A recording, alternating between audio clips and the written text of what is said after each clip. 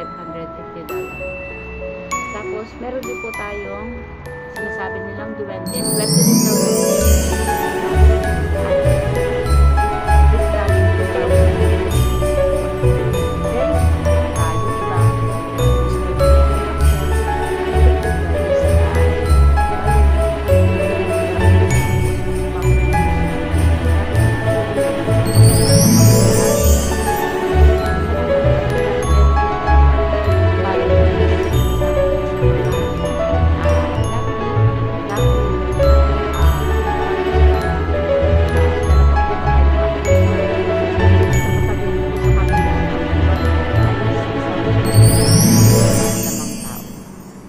guys, sumubo na tayo.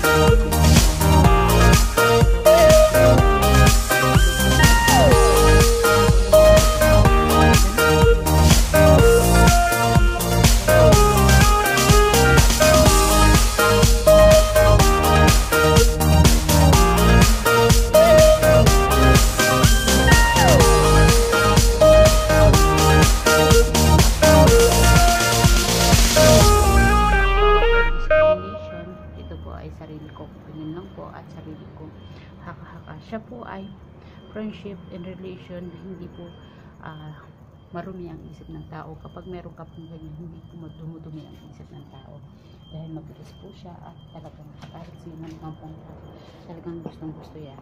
Pangalawa guys, meron tayo, ayan po guys, yung ating 1, 2, 3, 4, 5, panglimang lucky plant. Pang-anim po yung tomato. Siguro din po natin maglagay din tayo sa ating hardwood. At pangatlo guys, ito pong sinasabi nilang lucky plant po siya guys. Pag namulaklak siya guys, ibig sabihin nandiyan na po yung swerte na parating na sa bahay niyo. Ito guys, yung halaman na ito ay makikita lang kung saan, pero guys, ito grabe, ang mahal nito guys. Lucky plant din po siya dahil pula siya. Lucky plant of the year of 2021. Guys, try nyo pong itanim sa inyong harapan. Ayan po, nag-isa lang po siya. Pinili rin po yan ng boss ko sa halagang 1,500 ang isang peraso. Pero meron pong nabibiling seeds dahil sa Lucky Plants of the Year siya, binili siya ng boss ko. Inalagaan ko na rin po guys. And second plant po na Lucky Plant po natin ay ito.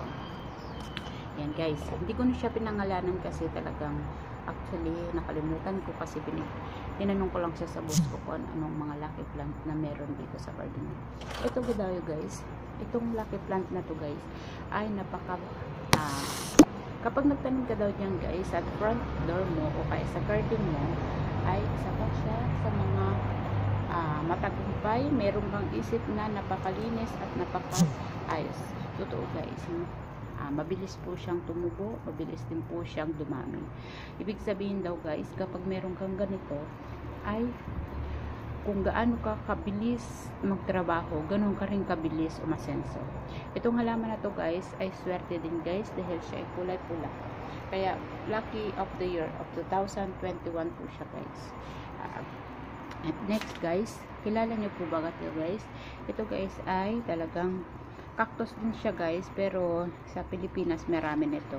Guys, hanggat maaari magtanim po tayo nito. Isa po rin ito sa Lucky Plant of the Year of 2021. Siya guys ay pwede nyo siyang ilagay sa front door o kaya nagbubulaklak po ito ng kulay pula dahil ang kaanuhan po nito guys, ang kahulugan po niya ay may dagta po siya guys, may dagta.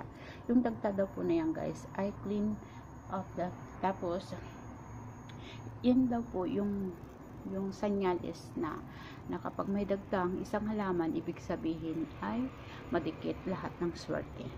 Ito rin guys, madagta rin to guys, kaya madikit ang lahat ng swerte. Kaya guys, 2021 pwede po natin itanim to sa ating bahay.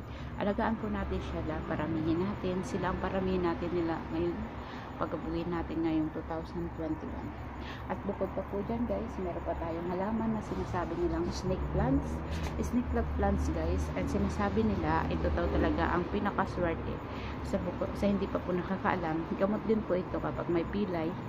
Kapag may pilay guys na sobrang sakit ng braso o kaya talampakan nyo, putulin nyo lang hanggang dito guys.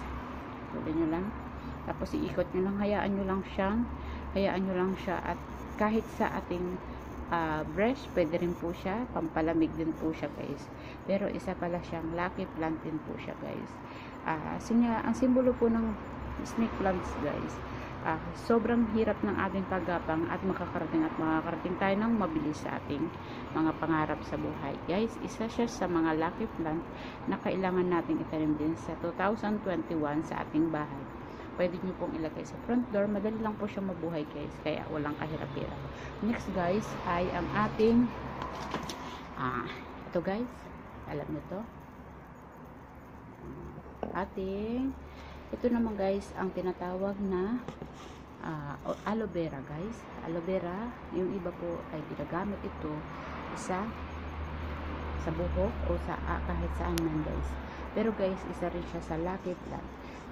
Pwede po natin siyang ilagay sa ating front door or sa ating bahay. Ang kahalagahan po ng aloe vera ay isa siyang malamig at mabilis dumami. Ibig sabihin guys, pag meron tayong ganito, mabilis din lumago ang ating business at ating mga negosyo. Pero guys, sinasabi ko sa inyo guys, mas mainam din na magdasal tayo sa Panginoon at hingin natin ang ating halaga at hingin natin ang ating wishes. Isa rin po ito sa lucky plant na dapat meron tayo sa bahay. Isa rin po yan. At ito guys, ang next time guys, sa susunod na aking vlog, meron pa tayong lucky plant dahil lubat na tayo guys. At muli guys, nagpapasalamat ako kung hindi pa po kayo subscriber sa aking YouTube channel. Please subscribe my YouTube channel and click bell button para updated po kayo sa akin lahat ng mga video. Guys, salamat sa inyo guys. Please pakiclick na rin po ang bell button para updated po kayo sa lahat ng aking video. Salamat guys. God bless you and Merry Christmas and Happy New Year. Next vlog and pray po tayo always. Salamat. At unang-una sa Diyos, hingin natin na mawala na ang virus sa mundo. Guys, pahabol ko, magtanim po tayo ng oregano sa bahay natin. Isa po siya sa halaman na nagpapaalis ng mga anumang virus sa loob ng pamamahay, loob at labas ng ating bahay. The best po ang oregano. Lagay po natin siya sa front door, sa ating paikot ng bahay para hindi tayo lapitan ng anumang virus sa loob